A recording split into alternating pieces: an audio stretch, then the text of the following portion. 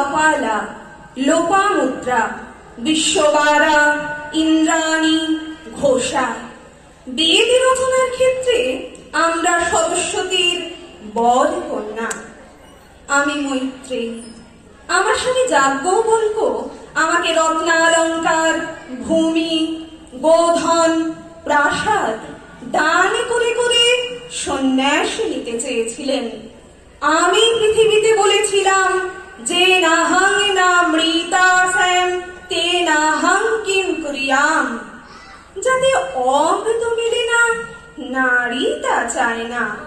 আমি পৃথিবীতে নারীর প্রথম প্রতিবাদের ভাষা।